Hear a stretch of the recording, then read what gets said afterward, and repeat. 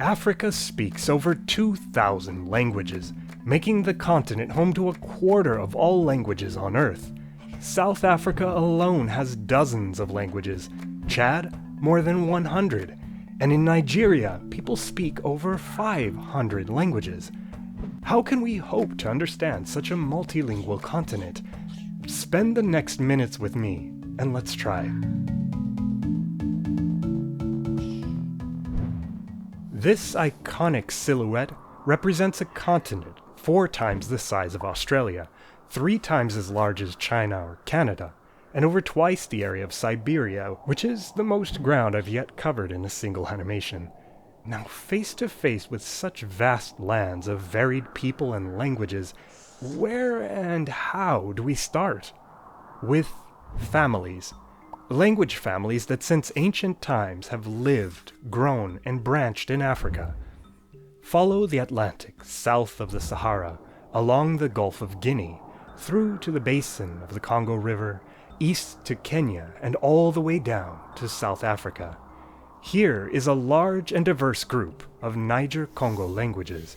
Perhaps a fifth of all the world's languages belong to just this one family, including Wolof and Twi, and 2 of Nigeria's most spoken languages, Yoruba and Igbo.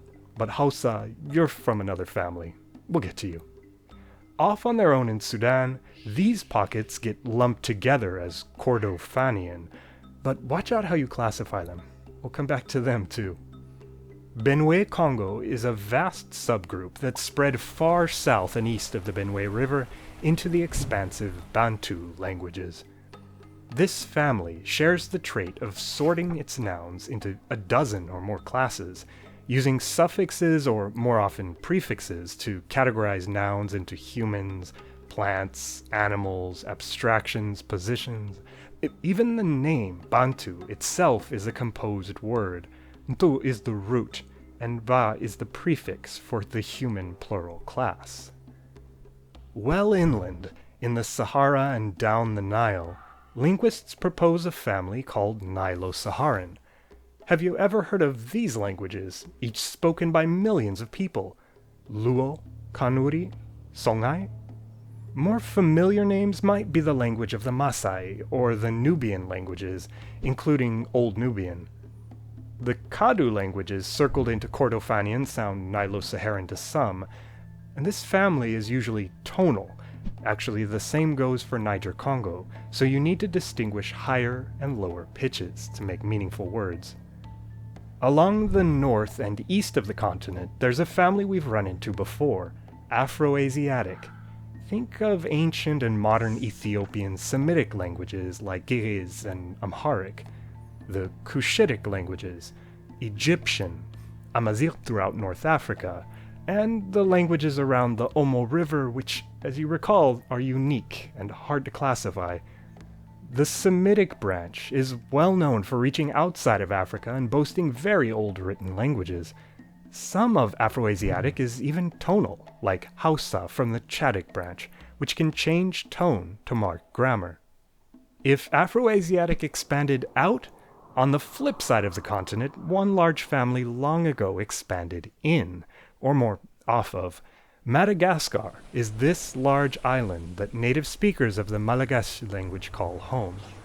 They now speak dialects that trace their origins back to a single sub-branch of a single branch of the Austronesian language family, so expect the kind of words and grammar you'd hear in Borneo, plus some Bantu borrowings. Languages from the Kalahari Basin and southward and westward got grouped together with Hadza and Sandawe from East Africa into a single Khoisan family.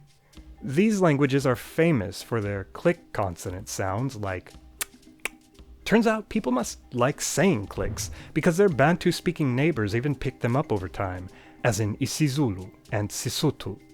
So in sum, 5 big language families. And that's it. Africa explained. Right? All this talk of families and branches makes me feel like we need a reality check, courtesy of aerial linguistics. If African genealogical linguistics talks about language families, Areal linguistics moves our focus to areas that share features. Features languages have, not because of who their parents are, but who their neighbors are. This approach makes sense in a continent where people's experiences are often multilingual, practical, regional. And at this point, I originally wanted to detour and share a whole bunch about West Africa, a big language area with very interesting features, and also home to many newly inspired writing systems, some of which gained traction. But today our main story picks up in southern Africa. Because traits spreading aerially due to contact instead of family relationships will be the undoing of the 5-family story I told you. Starting with those click languages. Clicks have been borrowed throughout an area, and with comparison, what once was named a single Khoisan family unravels into many, Khoe, Ka, and Tu, famous for having the most clicks of all. And far away, Sandawe and Hadza then look like isolates, unrelated to each other and to any of what's going on down south. Wait, if the 5 families are unraveling, exactly how many distinct families are there in Africa? Here goes one of those "it depends" answers. Are you a lumper or a splitter? Keep shaking those family trees, and even more uncertainties fall out. Remember nilo-saharan? It undergoes a lot of scrutiny, sometimes tagged hypothetical. Pick it apart, and you'll find clear isolates like Chabu, and tough-to-call ones, like do you think Songhai is its own group or part of the larger family? And say you don't like the hypothesis at all, well then, you're left with a bunch of smaller families. That's not the only old idea that has its share of detractors. They're coming after Niger-Congo too, from breaking up Kordofanian to doubting all languages that fall outside of the broad Atlantic Congo core. So, do Mande peoples speak Niger-Congo languages, or not? Africa has many isolates and disputed families, sometimes because they're obviously unrelated, sometimes because of all those debated classifications, and sometimes because they're underattested, lack good documentation. It's true of Africa's sign languages too. Many ultimately trace back to LSF or French Sign Language, but many arose from their own local origins. So at first glance, Africa's languages seemed complicated, but we simplified them down to 5 manageable, nameable families, and now we realize they're getting complicated all over again. And that's still not the full story. We're missing more recent colonizer and settler languages. The effects of especially Indo-European and Arabic linguistic contact over time expand our concept of African languages, expanded inward as the languages become local. Zairian French, Nigerian English, a Dutch variety becoming Afrikaans. There are also pidgins and creoles. Some people feel like the 2 examples you're looking at here are bad Arabic or broken Portuguese, but no, linguistically, they are their own creoles, lexified by those languages. Colonization also expands our understanding outward from Africa. Colonizers forced African people, tongues, hands, and the voices and signs they carried into the waters across the globe, making a massive impact on language history. Their descendants in the diaspora today speak former colonial languages, like English, indigenous languages, like Garifuna, and Creole languages, like Creole Haïtien or Papiamento.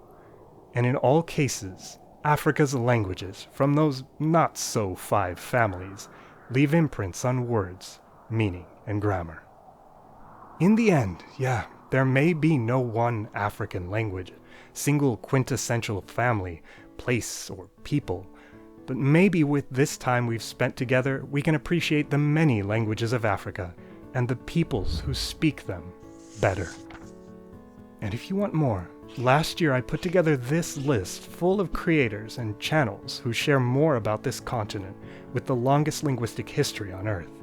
Please learn from them, and stick around and subscribe for language.